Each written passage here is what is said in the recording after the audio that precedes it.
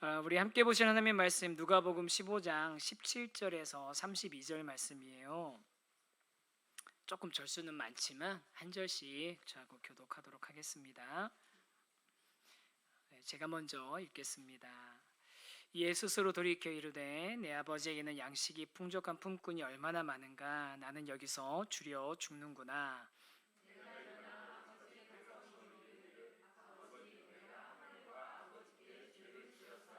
지금부터는 아버지 아들이라 일컬음을 감당하지 못하겠나이다. 나를 품꾼의 하나로 보소서 하리라 하고,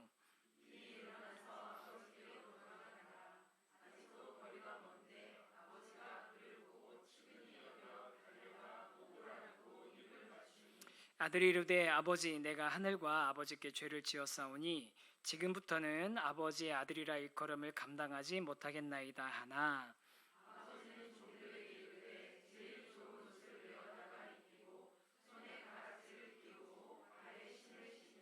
그리고 살찐 송아지를 끌어다가 잡으라. 우리가 먹고 즐기자.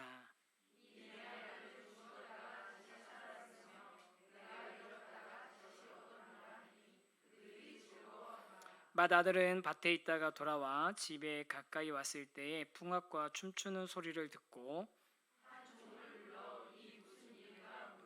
대답하되 당신의 동생이 돌아왔음에 당신의 아버지가 건강한 그를 다시 맞아 들이게 됨으로 인하여 살찐 송아지를 잡았나이다 하니,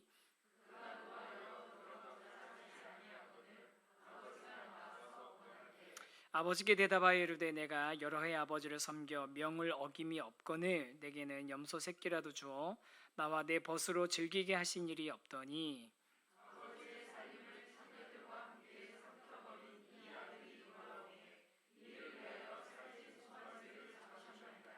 아버지가 이르되 예 너는 항상 나와 함께 있으니 내 것이 다 내 것이로되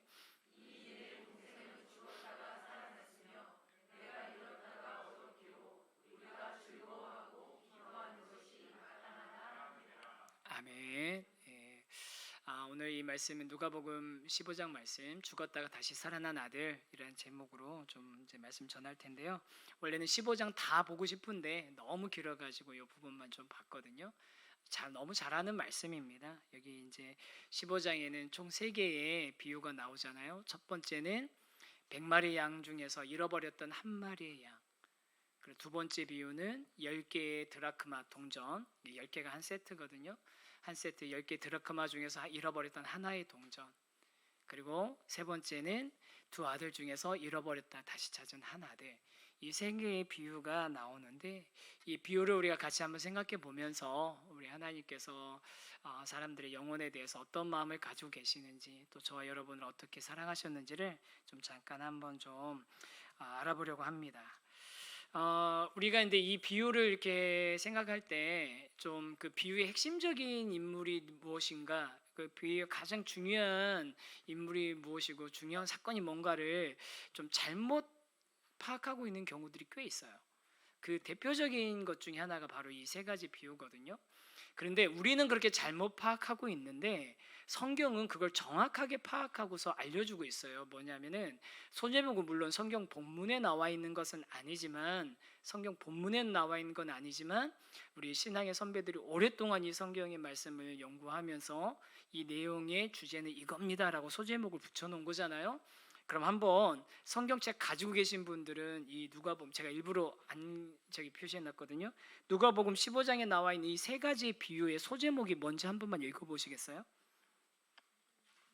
첫 번째는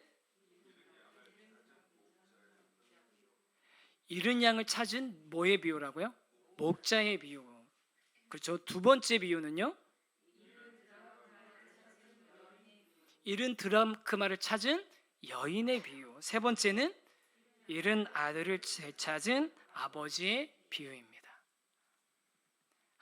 우리는 잃어버린 양의 비유라고 생각하고 잃어버린 동전의 비유라고 생각하고 잃어버린 아들 탕자의 비유라고 생각하고 있는데, 성경에서 비유는 이 소제목은 정확하게 잃은 양을 찾은 목자의 비유, 잃은 드라크마를 찾은 여인의 비유, 잃은 아들을 되찾은 아버지의 비유라고 소제목을 정확하게 이야기를 하고 있어요.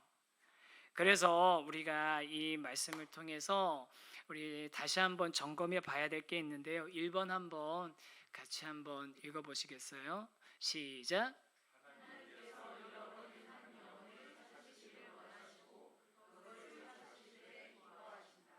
예, 이게 그냥 오늘 설교의 주제이고 누가복음 15장의 주제입니다.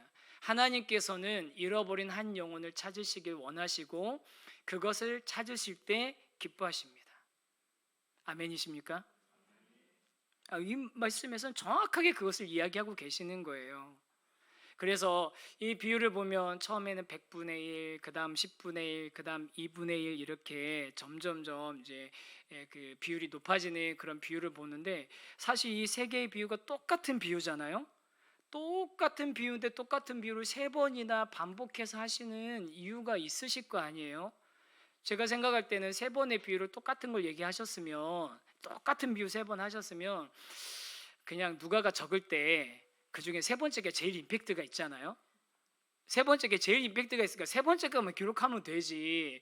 그 당시 이게 뭐 우리 전에도 이렇게 말씀드린 것처럼 성경을 기록한다는 거, 문자로 뭔가를 기록하고 남긴다는 거 굉장히 시간이나 비용이 많이 들어가는, 에너지가 많이 들어가는 일인데 왜 첫 번째, 두 번째 비유 똑같은 비유인데 이거를 굳이 세 번이나 반복하면서 하실까라고 우리 생각해 본다면 첫 번째는 뭐 두말할 것도 없이 여러분 성경에서 반복은 뭡니까? 강조입니다. 하나님의 마음, 잃어버린 영혼을 찾고자 하시는 하나님의 마음이 그만큼 간절하시다라는 것을 알려주시기 위해서 세 번 똑같이 반복하시는 겁니다. 그래서 이 비유를 우리가 보면서 우리가 하나님의 마음을 좀 잘 알았으면 좋겠는데요. 그러면 이 비유를 누구한테 들으라고 하신 걸까요? 그 당시 예수님을 따라다니던 사람들이 여러 부류가 있었겠죠. 제일 첫 번째로 예수님 이 비유를 들었던 사람들 누구겠습니까? 그렇죠. 맞습니다. 제자들입니다. 예수님 따라다니는 제자들. 우리가 알고 있는 12명의 제자뿐만 아니라 예수님을 쫓는 많은 사람들이 있었잖아요. 그 사람들이 이 비유를 듣는 첫 번째 대상이었을 거고요. 또 두 번째 대상들은 누구였을까요? 누가 이 예수님이 하신 이 말씀 들었을까요? 세리와 제인은 그 뒤에 나옵니다. 두 번째는 예수님을 따라왔던 사람들을 한번 생각해 보면 처음에는 제자들이고 예수님이 부르신 또 예수님을 자발적으로 따라온 사람들이고 두 번째는 뭐냐면 예수님이 필요했던 사람들이에요. 어떻게 필요했던 사람들일까요? 뭐 병자라든지 귀신 들렸다든지 뭐 이렇게 해가지고 예수님이 필요해서 예수님 쫓아다녔던 그런 사람들이 있었을 거예요. 그 다음에 세 번째 부류가 있습니다. 누가복음에 보면 세 번째 부류가 누가복음 5장 17절에 나오는데 이거를 제가 했었군요. 누가복음 5장 17절 말씀 한번 같이 한번 읽어볼까요? 시작.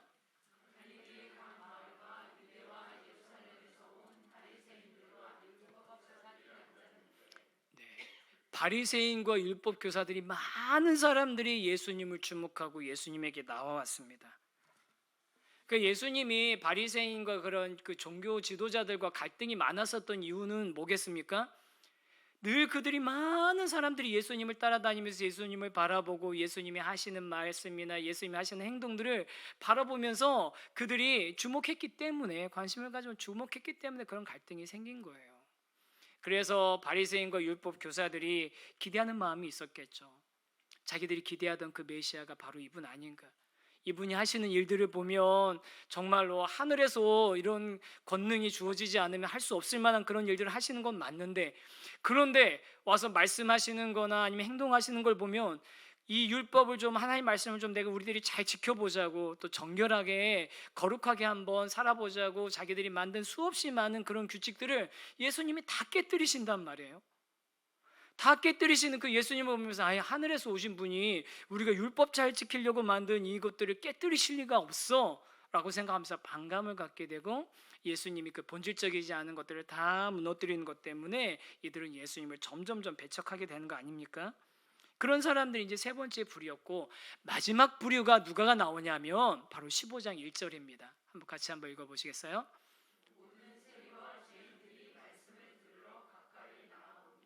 새로운 부류의 사람들이 나오는 거예요. 그런데 이게 몇 장에 나온다고요 지금? 15장.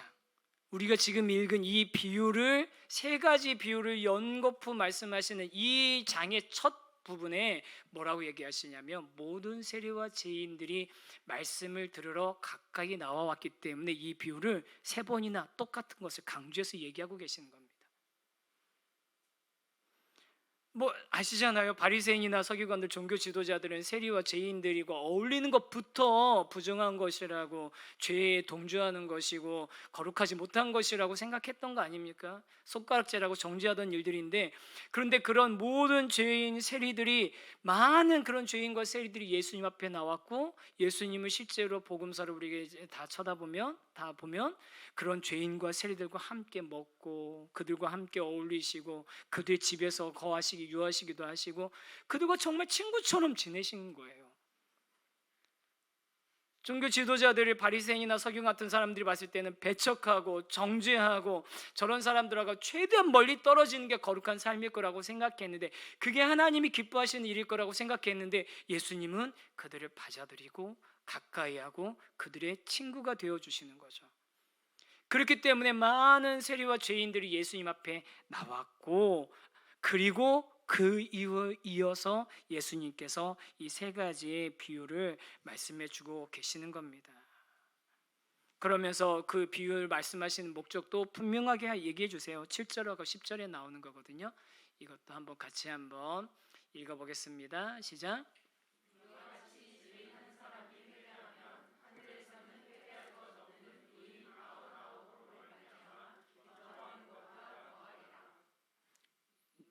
10절.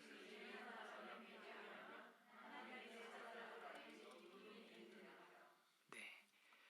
하나님께서 이렇게 죄인 한 사람이 회개하면 하나님의 사자들 앞에서 기쁨이 된다는 그런 사실을 이야기를 해주고 계시는 겁니다.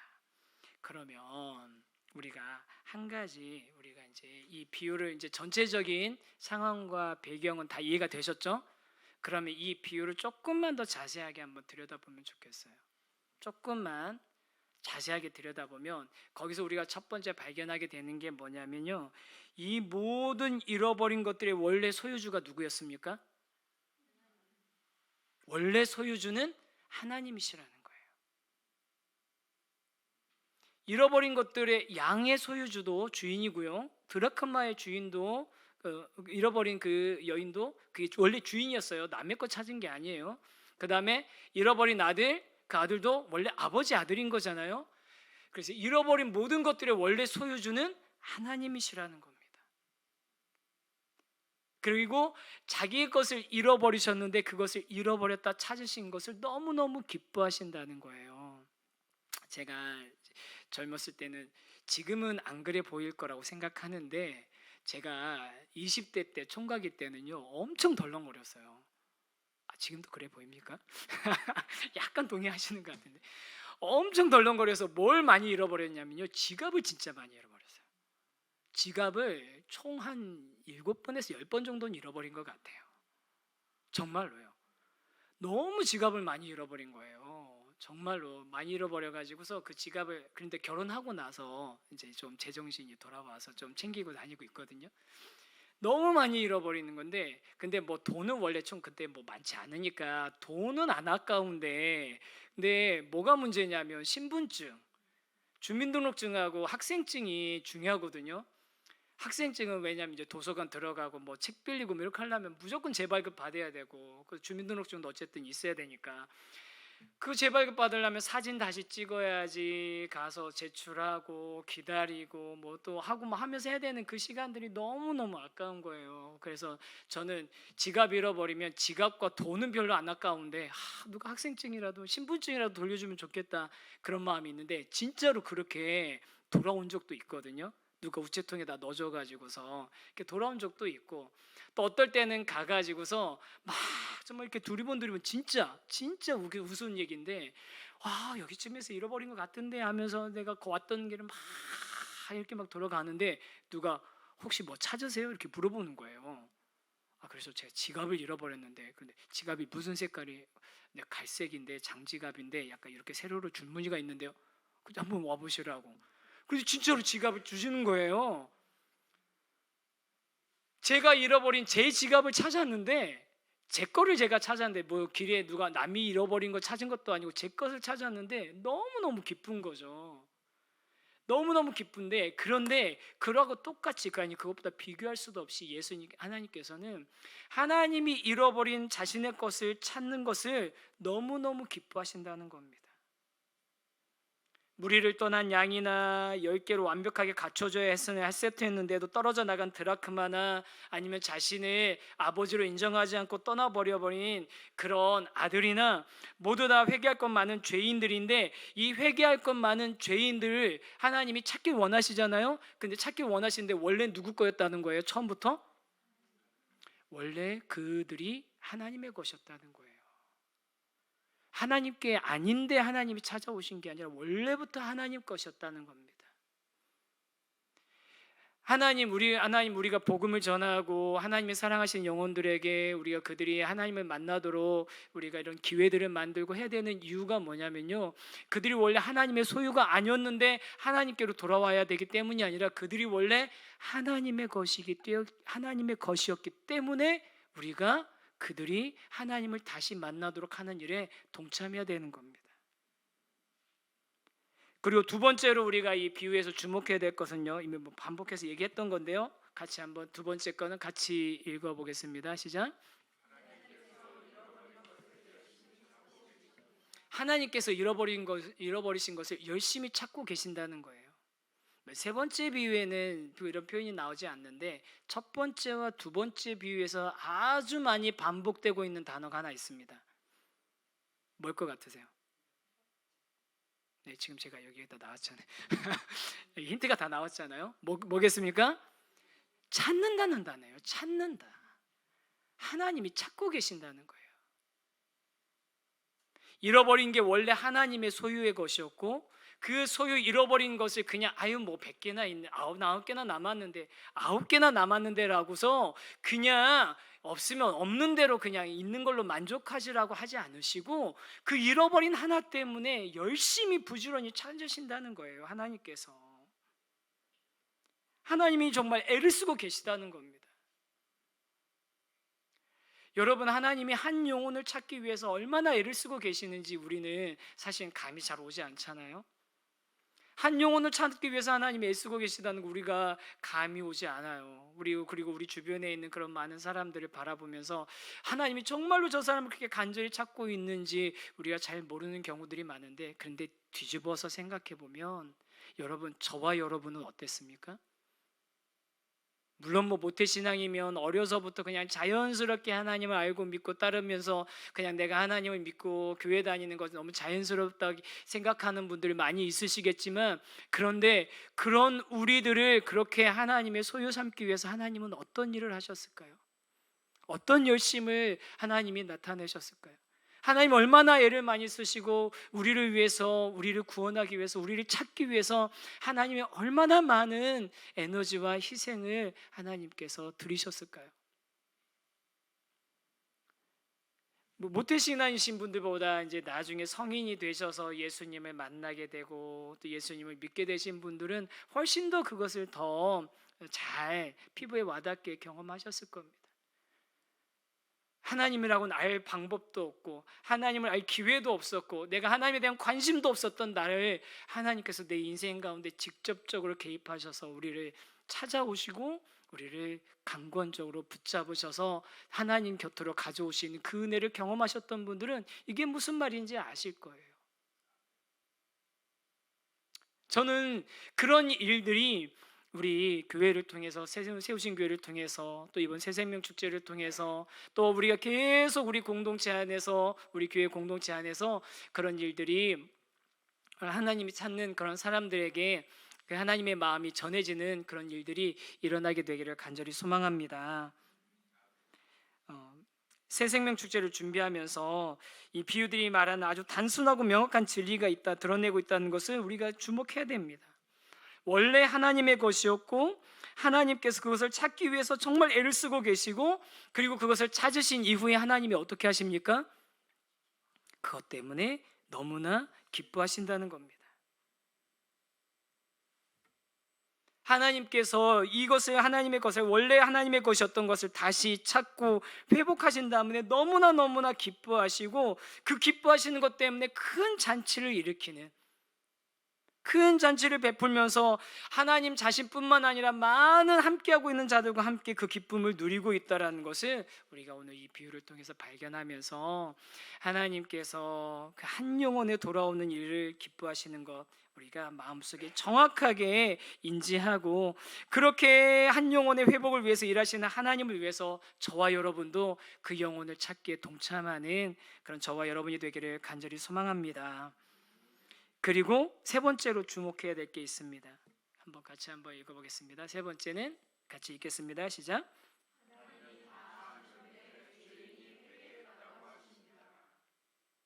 저는 이 비유에서 제일 이상한 것 중에 하나가 바로 이거라고 생각해요. 자, 원래 소유가 누구 거였다고요? 하나님 거였어요. 근데 누가 찾으러 다니신다고요? 하나님이 찾으러 다녔어요. 그래서 찾아오셨잖아요. 양도 찾아갖고 오시고, 그다음에 동전은 더 명확해요. 자기가 잃어버린 상태라는 걸 자기는 자각할 수 있어요, 없어요? 얘는 무생물이니까 없죠. 자기가 뭐 먼지구덩이에 있는지 10개에서 떨어져 있는지 인지도 못하는 그런 무생물의 상태이기 때문에 전혀 그런 게 없는 상태인데 그런 것을 누가 어떻게 해요? 여인이 그걸 찾아온단 말이에요. 그런데 찾아온 이 사건을 가리켜서 예수님은 뭐라고 얘기하시냐면 아까 읽었던 말씀이에요. 그 말씀 다시 한 번만 좀 봤으면 좋겠어요. 이와 같이 죄인 한 사람이 어떻게 하면? 회개하면 하늘에서는 회개할 것 없는 의인 99으로 말미암아 기뻐하는 것보다 더하리라. 자, 양이 한 개 있습니까? 이 비유에서는? 없죠. 동전이 한 개 있습니까? 없습니다. 하나님이 강권적으로 그들을 찾아가지고서 다시 제자리로 돌이켜놓고 하나님 그 여인의 품으로 돌이켜놓고 10개의 그 조합으로 다시 회복시켜놓고 99마리 양이 있던 그 자리로 돌아가지고서 제자리에다 갖다 놨는데 하나님이 다 하셨는데 그 하나님이 하신 일에 포함되어 있던 이 사람이 제자리로 돌아온 것을 가리켜서 뭐라고 하냐면요, 죄인이 회개한 것이다 라고 이야기하는 거죠. 우리가 생각하는 회개하고는 좀 다르지 않습니까? 양이 스스로 돌아온 것도 아니고 동돈이 스스로 굴러 들어온 것도 아닌데 그런데 이것을 회개라고 합니다. 우리 안에는 우리가 스스로 뭔가 이렇게 잘못한 것을 고백하고 그걸 막 돌이키고 내가 그 바른 길을 찾아오고 그것을 향해서 내가 결단해서 그쪽을 향해서 가는 것을 회개라고 생각하는데 여러분 이 비유에서는 정확하게 얘기하고 있어요. 우리에게는 그럴 능력이 없다는 거예요. 우리가 회개하고 돌아오는 것은 누구의 일이라는 겁니까? 하나님이 주도하시는 하나님의 일이시라는 거예요. 그런데 우리는 어떻게 생각하죠? 누군가를 우리가 전도하고 누군가에게 복음을 전하고 누군가에게 우리가 초청을 하려고 할 때 그때 우리는 마치 우리가 뭔가를 해야 될 것 같은 생각에 부담이 있는 거예요. 내가 이 사람을 설득해야 될 것 같고 내가 이 사람한테 뭔가 설명을 해야 될 것 같고 내가 이 사람을 영접시켜야 될 것 같고 내가 이 사람을 논리적으로 뭔가 설명해가지고서 굴복시켜야 이겨야 될 것 같고 그 사람한테 뭔가를 해줘야 될 것 같은 그런 마음들을 많이 가지고 있는데 그래서 그 사람이 그 길을 찾아올 수 있도록 해야 될 것 같은데 물론 그런 과정들도 필요합니다. 물론 필요하는데 그런데 가장 결정적인 건 뭐라는 거예요? 이 비유에서는 원래 그 영혼은 하나님의 것이었고 그 영혼을 찾는 일은 누가 가장 열심을 내고 계시다는 거예요? 하나님이 열심히 내시고 계시고 그리고 그 영혼이 정말로 회복되는 일은 누구 때문에 이루어진다는 거예요? 하나님 때문에 이루어진다는 거예요. 이게 이 비유의 진짜 핵심인 겁니다. 그리고 그걸 가리켜서 뭐라고 얘기하냐면 복음이라고 얘기하는 거예요.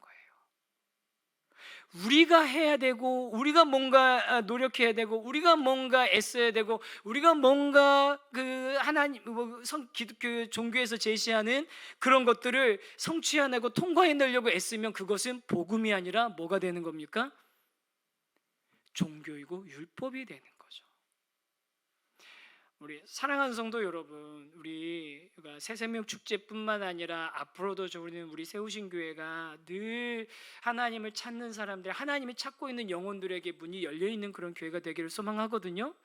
그런데 우리가 그들에게 문이 열려 있되 그들을 향해서 무엇을 이야기해 줄 수 있는 교회가 되겠습니까? 종교를 이야기해 주는 교회가 되어야 되겠습니까? 아니면 복음을 이야기해 줄 수 있는 교회가 되어야 되겠습니까? 복음을 전하는, 복음을 이야기할 수 있는 교회가 되어야 되는 거죠. 그래서 예수님께서 지금 바리새인들과 서기관들 그리고 죄인과 세리들을 동시에 앉혀놓고 이 비유를 이야기하고 계시는 거예요. 너희들은 너희들의 힘으로, 너희들의 노력으로, 너희들이 애써가지고 그 하나님에게 인정받고 싶어 하고 있지만, 그런데 진짜는 뭐냐면, 진짜 중요한 잊지 말아야 되는 건 뭐냐면, 깨달아야 되는 건 뭐냐면, 이 한 영혼 원래 하나님의 소유였다고. 율법 안 지키고 죄 짓고 있지만, 세리이지만, 그런 창녀이지만 이 한 영혼을 하나님의 원래 소유였고, 잃어버린 그 한 영혼, 지금 잃어버린 상태인데 그 한 영혼을 하나님이 찾아오시길 원하시고 실제로 찾고 계시고, 찾으신 이후에 하나님은 그것 때문에 너무너무 기뻐하신다라고. 복음인 겁니다. 오늘 이제 뭐 이런저런 이렇게 자료를 좀 찾다가 어떤 이제 그 기독교, 요즘은 그런 기관들이 좀 많아졌어요. 이제 교회에 대해서 연구하고 뭐 요즘 신앙생활에 대해서 연구하고 하는 그런 뭐 리서치에서 데이터 연구해서 발표하는 그런 기관들이 많은데, 한 기관에서 이런 발표를 했더라고요. 요즘 한국 교회는 어떤 것들을 통해서 전도를 하는가, 어떤 내용으로 전도를 하는가라고 이렇게 했는데, 뭐 이미 좀 오래됐다고 얘기하더라고요. 왜냐하면 복음과 예수 그리스도를 증거하는 비율은 매우 낮고, 교회와 목회자를 소개하는 비율이 매우 높다는 거예요. 교회가 어떻다, 목회자가 어떻다, 설교가 어떻다. 근데 여러분, 우리가 진짜로 전해야 되는 건 뭐냐면, 우리가 진짜로 전해야 되는 건 뭐냐면 바로 예수님이 말씀하신 것과 같은 복음인 줄 믿습니다. 복음이 전해져야 됩니다. 당신은 하나님이 지금은 참 구겨지고 오염되고, 혹은 그 둘째 아들처럼 정말 진짜 신발도 없이 돼지우리에서 먹을 것 없이 나는 여기서 이제 죽었구나, 나는 줄여 죽는구나 말하는 그런 상태에 놓여 있는 그 영혼이지만, 하나님 원래부터 그 영혼은 하나님의 소유였고, 하나님은 처음부터 지금까지 단 한순간도 빠짐없이 그 영혼이 회복되기를, 그 영혼이 돌아오기를, 그 영혼을 찾기를 바라고 계시고, 그 영혼을 찾았을 때 하나님께서는 세상에 어떤 것으로도 표현할 수 없는 기쁨으로 기뻐하시고 즐거워하시고, 그것 때문에 행복해 하신다는 것, 그리고 그 하나님을 만나는 것이 우리 인생에 있어서, 여러분의 인생에 있어서 가장 행복한 것이라고. 이런 얘기 하시는 분들이 있어요. 우리 교회 가자고 초청하고 예수님 믿으라고 초청하면 교회 가면 뭐 이렇게 하라는 것도 많고 하지 말라는 것도 많냐고, 근데 그런 거 많아가지고 못하는가, 이런 얘기 하는 분들이 있죠. 그들한테 우리 당당하게 얘기해 줄 수 있어요. 교회는 그런 거 아니라고. 교회는 그런 거 아니라고. 복음은 그런 거 아니라고. 하나님 믿는다는 거, 예수님 믿는다는 거 그런 거 아니라고. 물론 우리가 예수님 믿게 되고 하나님 믿게 되면 그런 일들을 자연스럽게 종교적인 그런 활동들을 하게 되지만, 내가 진짜로 이야기하고 싶은 것은 기독교인들이 하는 어떤 종교적인 활동을 너도 동참하라고 초청하는 게 아니라, 너를 아무런 조건도 없이 처음부터 지금까지 사랑하고 계시고 너를 찾고 계시는 그 하나님을 만나는 거, 그 하나님을 만나는 게 인생에 있어서 최고 행복이라. 그것을 저와 여러분이 이야기할 수 있게 되기를 간절히 소망합니다. 그래서 오늘 뭐 4얘기 드린 말씀이에요. 우리 두 번째 큰 주제 같이 한번 읽어보겠습니다. 시작. 우리가 전해야 될 것은 종교가 아닌 복음인 겁니다. 사실은 이제 세 번째 비유가 그것을 아주 잘 나타내고 있어요. 두 아들이 나오잖아요. 첫 번째 아들은 아버지를 잘 섬기고 있었고, 그런데 두 번째 아들은 아버지의 그가 자기에게 주실 그 소유를 다 팔아가지고 갑니다. 이제 팀 켈러 목사님의 이 탕부 하나님이라는 책에 보면 이 내용이 아주 잘 나와 있거든요. 저는 꼭 한번 읽어보시기를 추천드려요.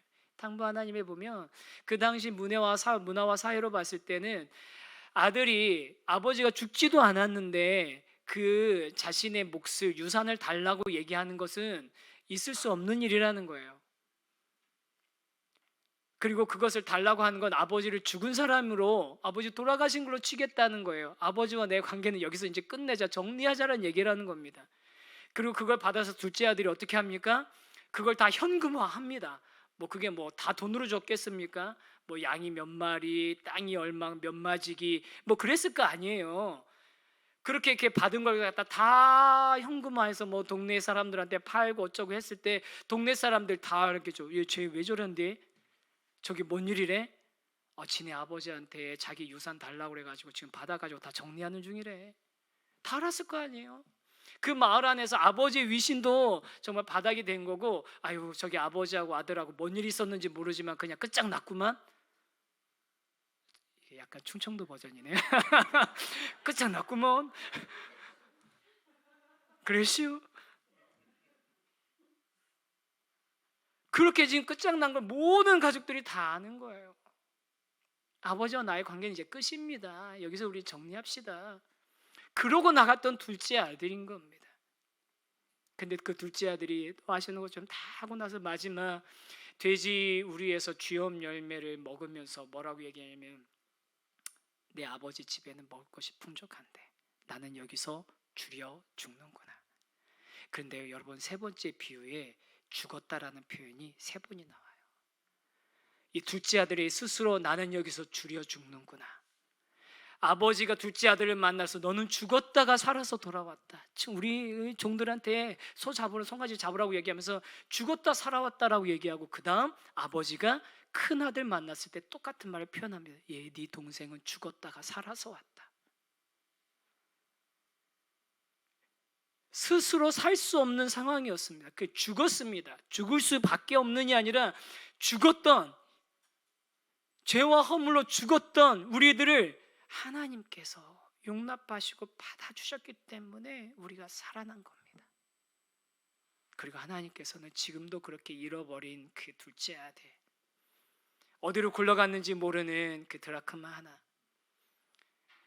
다 양 같아서 각기 제 길로 갔던 그 양 한 마리, 그 한 마리를 찾기 위해서 애쓰고 계시고, 그 한 마리를 찾기 위해서 정말 찾고 두 번째 비유에서 그러거든요. 바닥을 쓸고 등불을 켜고,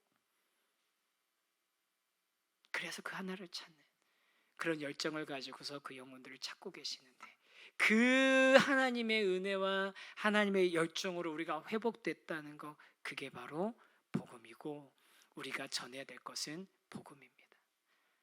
또 우리 주변에 있는 우리가 사랑하는 소중한 사람들에게는 그 복음이 필요한 것이지 기독교적인 활동을 하는 것이 필요한 게 아닌 겁니다. 그래서 저와 여러분이 먼저 그 하나님의 은혜와 사랑 가운데 그 복음 때문에 우리가 그 하나님의 품으로 회복된 존재라는 것도 우리가 감사하면서, 동시에 우리가 그렇게 하나님이 찾고자 하시는 그 영혼들이 하나님의 그 마음이 가 있는 그곳을 향해서, 그 영혼을 향해서 저와 여러분들 마음도, 저와 여러분의 눈길도, 저와 여러분의 손길도 갈 수 있는 그런 교회, 또 그런 성도님들 되시기를 주님의 이름으로 축복합니다.